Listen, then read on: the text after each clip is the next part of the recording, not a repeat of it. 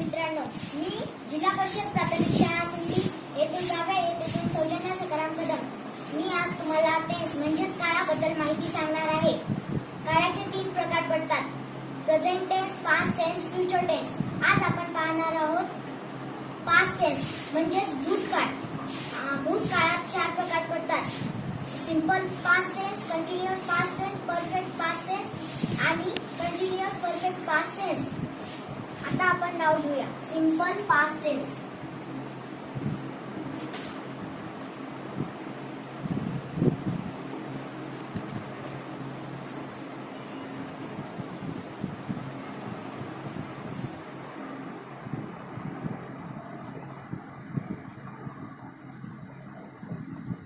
Simple past tense म्हणजे साधा भूतकाळ.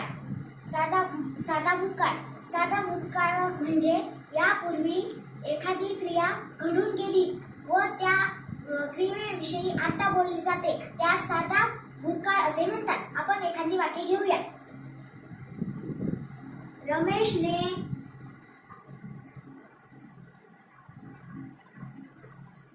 चेंडू पकडला.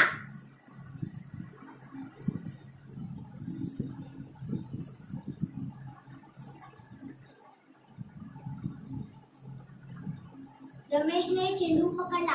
हे साध्या भूतकाळातले वाक्य आहे. आपल्याला साध्या भूतकाळातले वाक्य आहे की नाही आपल्याला ओळखण्यासाठी इथे ला येतो. ला म्हणजे भूतकाळात घडून गेली. आता आपण कर्ता ओळखूया. कर्ता ओळखण्यासाठी आपण क्रियापदाला व कर्माला कोणते प्रश्न विचारू. कोण चेंडू पकडला? रमेश. आपल्याला काय भेटला? कर्ता.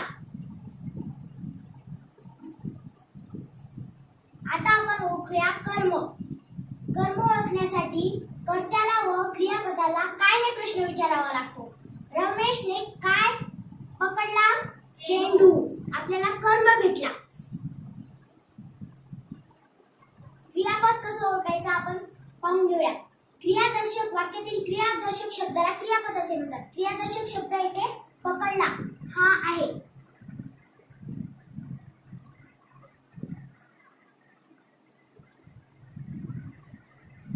क्रियापद.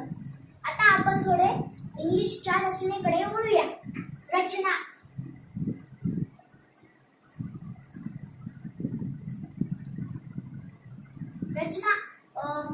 भूतकाळाची रचना सब्जेक्ट म्हणजेच कर्ता सब्जेक्ट प्लस इंग्लिशमध्ये वाक्य बनवत असताना पहिल्यांदा कर्ता, त्यानंतर क्रियापद व शेवटी कर्म असतो. त्यासाठी आपल्याला क्रियापदाचे दुसरे रूप म्हणजेच वर्ब म्हणजेच क्रियापद प्लस शेवटी आपल्याला कर्म घ्यायला पाहिजे.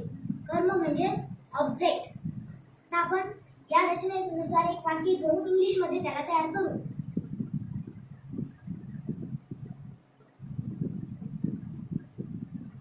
त्याने झाड तोडले.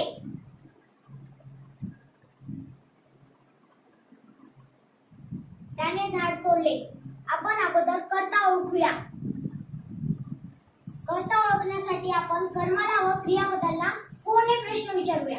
कोण झाड तोडले? त्याने. आपल्याला कर्ता भेटला म्हणजे सब्जेक्ट. आता आपण ओळखूया कर्म. कर्म ओळखण्यासाठी कर्त्याला व क्रियापदाला काय ने प्रश्न विचारावा लागते. त्याने काय तोडले? झाड. आपल्याला काय भेटलं? ऑब्जेक्ट. ऑब्जेक्ट म्हणजेच कर्म. आता आपण क्रियादर्शक शब्द तोडले म्हणून याला म्हणजेच वर्ब म्हणजे क्रियापद. आपण रचनेनुसार मांडून घेऊया. रचनेनुसार आपण वाक्य तयार करूया. त्याने ही तोडले. V2 म्हणत आहे. V2 म्हणजेच क्रियापदाचे दुसरे रूप. कटचे तोडले कट. कटचे दुसरे रूप कटच असते. ऑब्जेक्ट. शेवटी ऑब्जेक्ट घ्यावं येईल. त्यासाठी ऑब्जेक्ट कोण आहे? ते झाड. झाडला ट्री. ट्री. आपण एखादी वाक्य अभ्यासूया. मी गावाला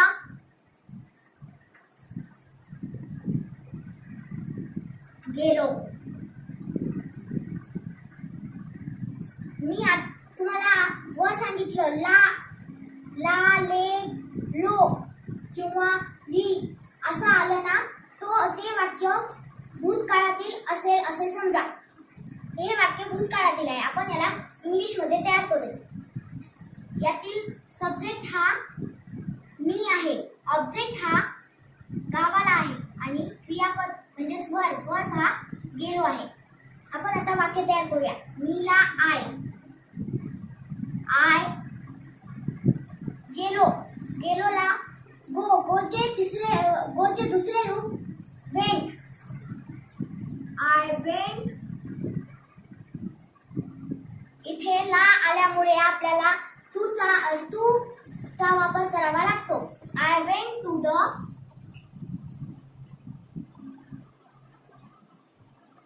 गावाला विलेज हा शब्द वापरावा लागतो.